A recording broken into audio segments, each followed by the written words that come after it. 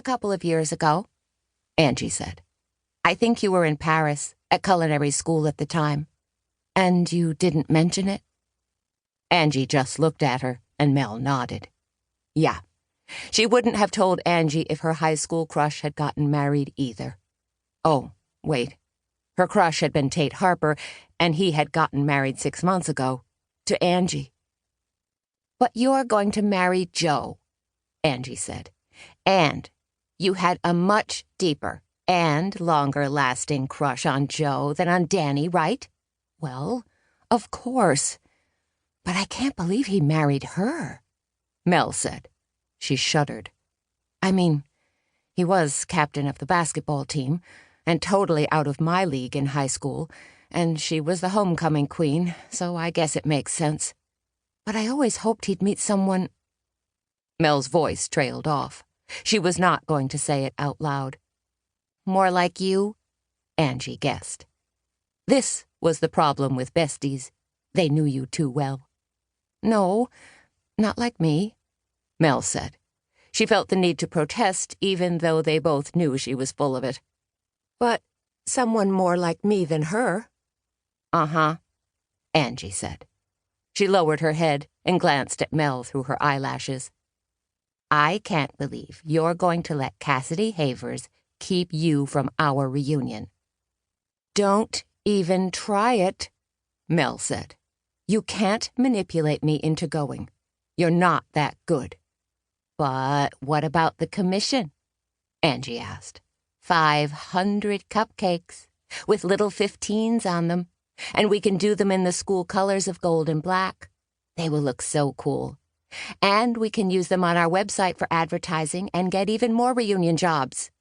Nope, Mel said. I'm not interested.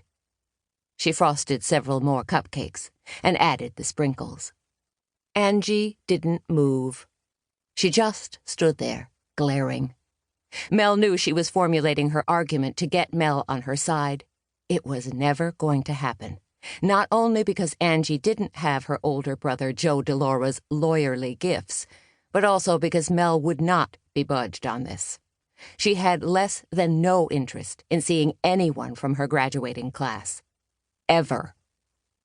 So, the idea of strutting into our reunion, looking amazing, as a successful business owner and renowned pastry chef, doesn't appeal to you in the least?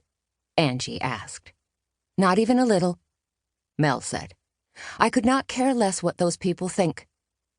And the thought of sashaying into the room on prominent Assistant County Attorney Joe DeLaura's arm, while flashing that dazzling sparkler of a ring he gave you, does nothing for you either? Angie asked. Not a thing, Mel said. I'm thrilled to be engaged to Joe, but he's not a trophy husband. You sure about that? Angie asked. Because I'm pretty sure every woman in our high school, including a few of the teachers, had a thing for Joe. It was true. Mel had to concede that. But she wasn't about to say it out loud, or Angie would have her at the reunion so fast her cupcakes would have whiplash. I'm sure Joe would be flattered to hear that, she said.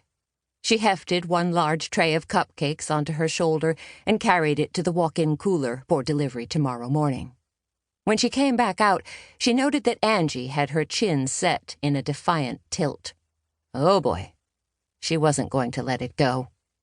Mel lifted the second tray and carried that one into the cooler as well. There was no avoiding Angie as Mel began to clean the steel work table. Cupcakes were a gloriously messy business.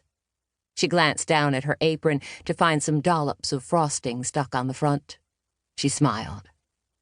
Despite what she'd said to Angie, she was thrilled with how successful their enterprise, Fairy Tale Cupcakes, had become, and would have loved to brag about it. When she had started the business with her two childhood best friends, Angie DeLaura, now Harper, and Tate Harper, a few years ago, she had never envisioned the level of success they had achieved. She knew a lot of it was because of Tate's brilliant business acumen, but she didn't think he could have made them a success if the product she toiled over, the cupcakes, wasn't top-notch. You realize...